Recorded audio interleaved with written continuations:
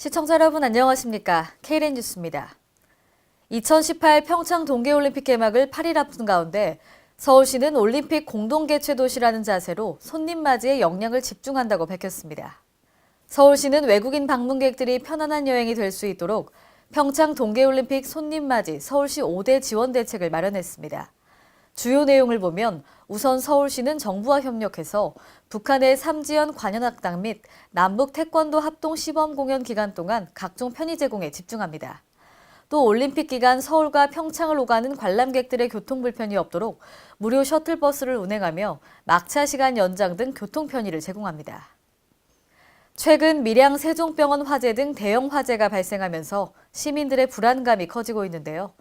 소방서가 없는 전북의 완주나 순창 등 5개 지역에 소방서가 신설되면서 안심할 수 있게 됐습니다. 전예은 기자입니다. 최근 각종 대형 화재가 잇따라 발생하며 주민들의 불안이 커진 가운데 전북도는 도내 14개 기초단체 중 소방서가 없는 5개 지역에 소방서를 신설키로 했습니다. 새로 소방서가 설치되는 지역은 완주, 순창, 임실, 진안, 무주 등 5개 군지역입니다. 전북도의 소방서 설치 현황을 보면 순창구는 남원소방서, 임실구는 완산소방서, 무주 진안 장수구는 무진장 소방서에서 지원을 받고 있는 상황입니다. 특히 타시군으로 지원을 나갈 경우 이동 시간만으로 상당한 시간을 소모해 1지자체 1소방서 확충 의견은 늘 지속돼 왔습니다. 도는 우선적으로 완주군 삼봉지구에 위치한 부지 내에 총 사업비 96억 원을 들여 연말까지 청사를 완공할 예정입니다. 이후 순창소방서에 이어 임실, 진안, 무주군 지역 소방서 신설도 연차적으로 추진할 계획입니다. 아울러 도는 57억 원을 투입해 29대의 신규 소방차 교체와 함께 3인 구급대를 기존 28개 대에서 41개 대로 확대하기로 했습니다. K랜 전예은입니다. 강원도는 지난 31일 도청에서 제1회 강원도 4차 산업혁명위원회 릴레이 오픈토의를 개최했습니다. 이번 회의에서는 강원도 4차 산업혁명 핵심 테마인 G클라우드 플랫폼 조성에 대해 발표하고 빅데이터 기반 핵심 기술 시연 및 산업 연계 전략을 논의했습니다. 특히 G클라우드 플랫폼 조성 사업은 도내 공공, 의료, 민간기관의 빅데이터 정보를 수집해서 플랫폼을 구축하는 것입니다. 한편 강원도 4차 산업혁명위원회는 디지털 헬스케어나 이모빌리티 등을 주제로 릴레이 오픈 토의를 이어갈 예정입니다. 비장애인이 장애인 전용 주차구역에 주차하는 것은 불법인데요. 10만 원의 과태료를 내야 하는데도 불구하고 지난해 전주시 장애인 공간 불법 주차 적발 건수는 총 4,252건에 이릅니다. 장소라 기자입니다. 전북 전주의 장애인 전용 주차 공간입니다. 장애인 전용 주차 구역은 파란색으로 눈에 띄게 표시가 돼 있습니다. 한 차량이 장애인 전용 주차 공간에 차를 정차합니다. 하지만 장애인 표지가 없습니다. 비장애인이 용건이 있어 잠시 주차해도 장애인 전용 구역에 주차하는 것은 불법으로 10만 원의 과태료를 내야 합니다. 빨간 차량처럼 장애인 전용 주차 공간에 주차 방해 시에도 50만 원의 과태료가 부과됩니다. 지난 한 해 전주시 장애인 전용 구역 불법 주차 적발 건수는 총 4,252건에 이릅니다. 전주시 구별로 과태료 부과 건수는 전주시 덕진구는 작년 한 해 2,085건으로 재작년 1,374건과 비교해 53.8% 증가했습니다. 전주시 완산구 또한 2016년 2,029건에서 2017년 2,167건으로 6.8% 늘었습니다. 전주시 덕진구, 완산구 모두 2,000건이 넘는 장애인 불법 주차 차량이 적발된 것입니다. 이처럼 장애인 전용 주차 공간에 불법 주차 차량이 는 것은 스마트폰을 이용한 시민들의 신고가 증가했기 때문입니다. 올 한 해 들어서도 한 달 평균 150에서 200여 건의 장애인 주차 공간에 불법 차량이 적발되고 있어 전주 시민의 성숙한 시민의식은 유연해 보입니다. K랜 장소라입니다. 최근 세종시 5-1 생활권이 정부로부터 스마트시티 국가시범도시에 선정된 가운데 대전시도 스마트도시 구축을 위한 사업협의회를 발족했습니다. 이번에 발족된 사업협의회는 외부 전문가와 공무원 등 20명으로 구성됐습니다. 앞으로 대전 특화형 스마트도시 구축을 위한 정책 자문을 비롯해 역량을 모으기로 했습니다. 대전시는 광역자치단체로는 처음으로 스마트도시 통합센터를 건립해 운영 중입니다. 전주시가 추진하고 있는 여러 사업들이 난항을 겪고 있습니다.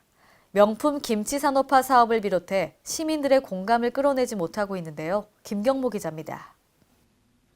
전주시가 추진하는 여러 사업들이 속도를 내지 못하며 시민들의 혼란이 가중되고 있습니다. 2, 3년이 지나도록 구체적인 사업 계획이나 성과물이 없는 사업들로 인해 행정력 낭비라는 지적이 나오고 있는 것입니다. 명품 김치 산업화 사업의 김치 공장 부지에 대한 논의는 2016년에도 있었으나 현재는 공장 설립조차 불투명해졌습니다. 기린대로 자전거 전용 도로 개설 사업 역시 반대 여론에 부딪혀 3년째 표류하고 있습니다. 최근 여론조사 결과 찬성보다 반대가 많은 것으로 나타났기 때문입니다. 실내체육관 신축 사업은 중앙투자심사의 문턱을 넘지 못했습니다. 수년째 증개축과 신축 사이에서 답을 내리지 못하고 있는 것입니다. 일부에서는 전주시가 공감을 끌어내지 못한 상태에서 일방적으로 사업을 추진하는 것은 문제라는 목소리도 있습니다. 많은 시민들하고 그리고 많은 의원들 그리고 많은 어떤 관계 기관들의 공감대 형성을 아직 못하고 있어요. 추진하는 사업들에 충분한 설득과 공감이 선행되어야 한다는 지적이 이어지고 있습니다. KLM 김경모입니다. 세종특별자치시가 지난 31일 공인 국제안전도시를 선포했습니다. 세종 어린이합창단의 공연으로 시작한 이날 선포식은 국제안전도시 공인협정서 서명 및 휘장 전달, 공인 선포 등의 순으로 진행됐습니다. 한편 시는 2014년 안전도시 조례 제정과 안전도시위원회 구성을 시작으로 국제안전도시 공인기준에 근거한 다양한 안전 증진 사업을 추진해왔습니다. 9층 규모의 한국 최대의 석탑이죠. 익산 미륵사지 석탑이 그동안 훼손된 상태를 보수 정비하고 있는데요. 드디어 10월 모습을 드러냅니다. 홍재희 기자입니다. 한국에 남아있는 석탑 가운데 가장 오래된 석탑인 전북 익산의 미륵사지 석탑이 올 10월 덧집을 벗고 모습을 드러냅니다. 미륵사지 석탑은 국보 11호로 백제무왕 639년에 만들어진 한국 최대의 석탑입니다. 이 석탑은 수천 개의 얇게 조각한 돌을 쌓아 올린 목조 건물의 양식을 석재로 구현하고 하늘을 향해 뻗은 귀소슴 양식의 지붕들을 사용해 석조 문화재의 백미로 꼽힙니다.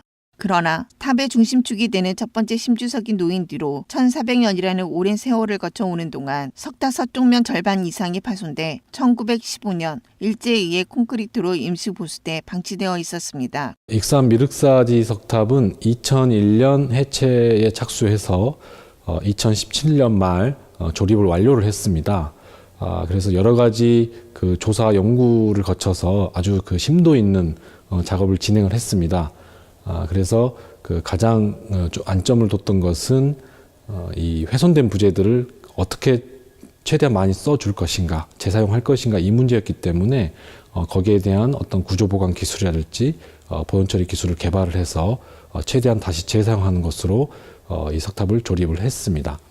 동탑과 같이 그 완전한 형태로 복원하는 것은 너무 과도하다라는 측면도 있었고 또 원 부재가 많이 풍화된 상태였기 때문에 더 이상 하중이 늘어났을 경우 추가로 쓸 수 없는 부재들이 발생하기 때문에 현상까지만 수리하는 것이 가장 타당하다는 결론이었습니다.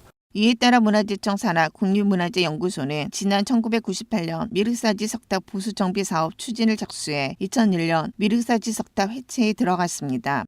미륵사지 석탑 보수 정비 사업은 문화재가 겪었을 역사를 후손이 느낄 수 있도록 보존하는 세계적인 추세에 따라 원형 복원보다는 오늘날까지 남아있는 미륵사지 석탑 형태로 보수 정비합니다.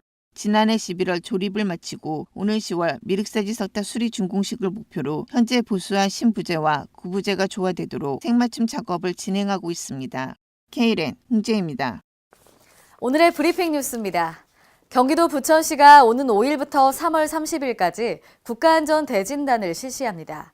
국가안전대진단은 중앙부처와 지자체 등 모두가 참여해서 사회 전반의 안전관리 실태를 점검하고 개선하는 예방활동인데요. 실생활에서 발견할 수 있는 작은 위험 요소부터 시설물의 구조적 안전과 안전규정 준수 여부 등 안전 분야 전반에 대해 점검을 실시합니다. 세종소방본부가 시민들의 안전의식 고취를 위해 비상구 폐쇄 등 신고 포상제를 추진합니다.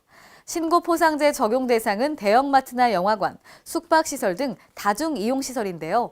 피난이나 방화시설 등의 폐쇄 행위나 훼손 행위 등에 대해 신고가 가능합니다.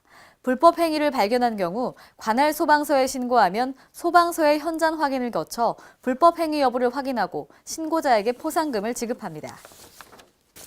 스키장에서 스키나 스노보드 이용 중 미끄러지거나 넘어지는 사고로 인해 골절되는 부상자가 증가하고 있습니다. 소비자원에 따르면 최근 3시즌 동안 스키장 안전사고는 총 492건으로 나타났는데요. 이는 지난 2014년부터 2015년 145건, 2010년에서 지난해까지 240건으로 급증한 것으로 집계됐는데요. 사고 유형은 미끄러지거나 넘어져 다친 경우가 87.6%, 431건으로 가장 많았습니다. 이상으로 K랜 뉴스를 마칩니다. 시청해주신 여러분 고맙습니다.